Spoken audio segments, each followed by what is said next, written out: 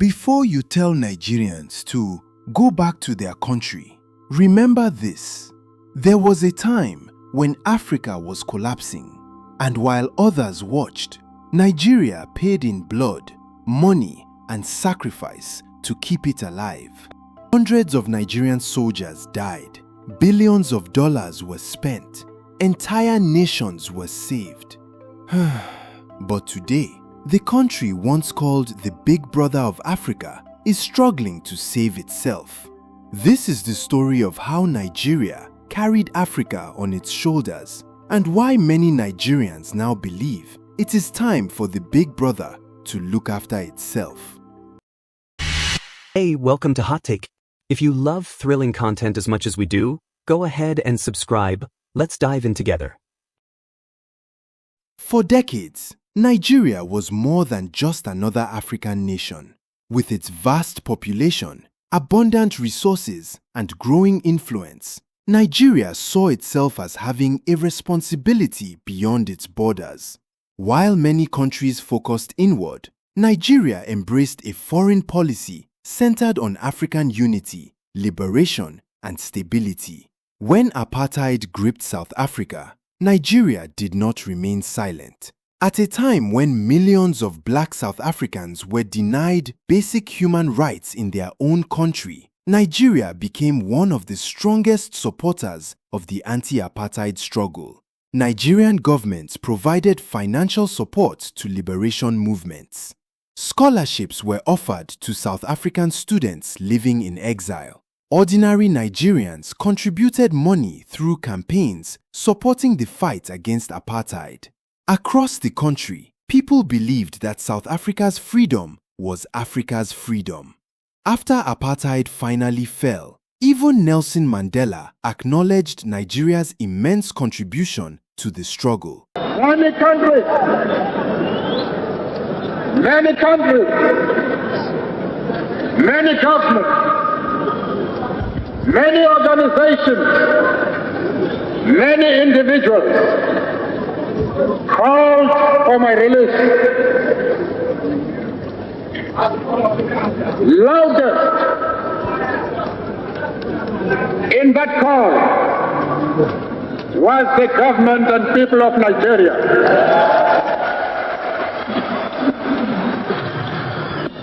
Nigeria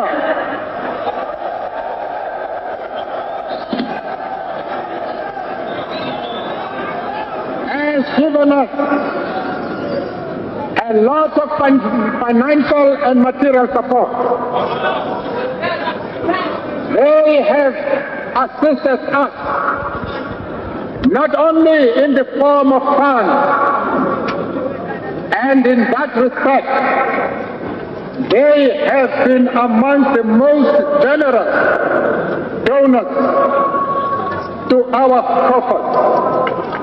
But South Africa was not the only country that benefited from Nigeria's commitment to African liberation. Across Southern Africa, Nigeria became one of the strongest supporters of anti-colonial and liberation movements. Nigeria provided financial assistance, diplomatic support, and political backing to freedom movements in Angola, Namibia, Mozambique, and Zimbabwe. At international forums, Nigeria consistently pushed for African self-determination and independence, often using its influence and resources to support nations still fighting colonial rule and minority domination. While Nigeria's support for South Africa and the liberation struggles of Southern Africa was largely diplomatic and financial, its sacrifices in West Africa would become far more costly.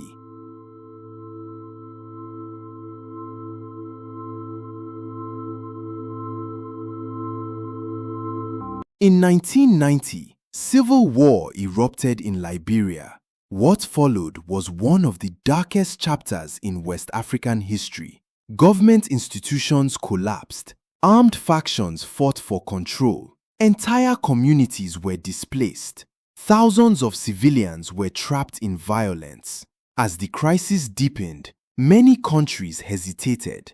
Nigeria did not. Under the banner of the ECOWAS Monitoring Group, better known as ECOMOG, Nigeria took the lead in a mission to restore peace. Thousands of Nigerian soldiers were deployed. Young men left their homes and families to enter a conflict that was not Nigeria's war. Some never returned. Official estimates suggest that at least 500 Nigerian soldiers lost their lives during the Liberian intervention. Many more returned wounded. Others carried invisible scars that would remain with them for the rest of their lives. The financial cost was staggering. Reports indicate that Nigeria spent more than $8 billion supporting peace efforts in Liberia. $8 billion. $8 billion. Money that could have been spent on roads, hospitals, schools, electricity, and development at home. Yet Nigeria continued, because its leaders believed that a stable West Africa was worth the sacrifice. Then came Sierra Leone, another nation consumed by civil war, another humanitarian disaster, another call for help, and once again, Nigeria answered. Nigerian troops formed the backbone of military operations aimed at restoring peace and protecting civilians.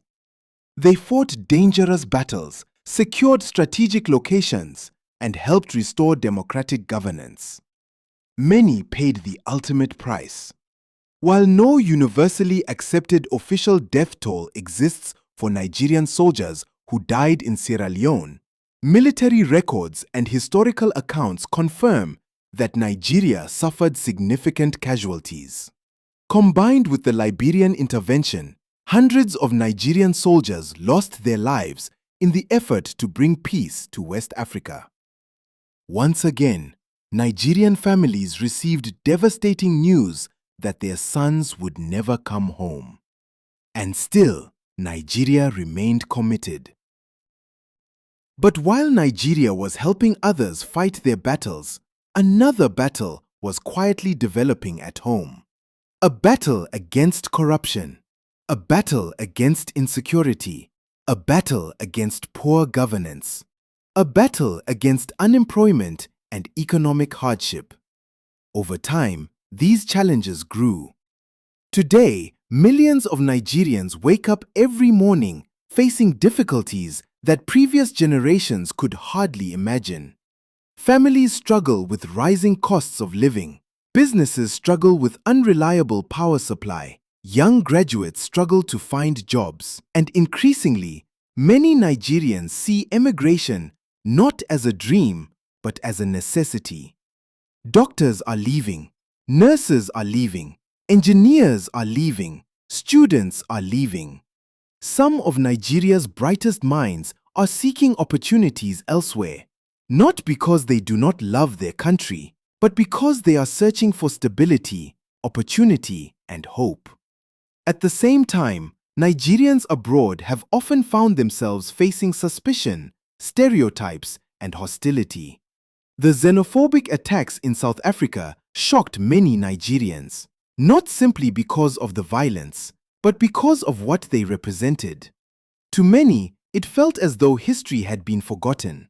The country that had once stood firmly against apartheid was now watching some of its citizens become targets of anti-foreigner sentiment. Similar tensions emerged elsewhere across the continent, and for many Nigerians, a difficult question began to emerge. Has Nigeria spent too much time trying to save others while neglecting itself? It is a question that does not diminish Nigeria's contributions, nor does it suggest that helping fellow African nations was wrong. But it does raise an important reality. No nation can effectively lead others if it is unable to address its own challenges. No matter how noble the intentions, no matter how glorious the history, the truth is that respect in today's world is built on strength. Strong institutions, strong economies, strong infrastructure, strong education systems, strong security. These are the foundations upon which lasting influence is built. And perhaps that is the lesson Nigeria must embrace in this new chapter of its history. Not to abandon Africa, not to turn its back on its neighbors, but to understand that before carrying others, it must first stand firmly on its own feet. Because a stronger Nigeria benefits not only Nigerians, it benefits Africa. A secure Nigeria strengthens regional stability. A prosperous Nigeria creates opportunities across the continent. An industrialized Nigeria becomes a model for others to follow. And a united Nigeria can once again speak with authority on African issues. History will always remember the sacrifices Nigeria made. But the future will be determined by what Nigeria does next. The Big Brother has spent decades looking after others. Now, perhaps for the first time in a very long time, it is time the Big Brother looks after itself.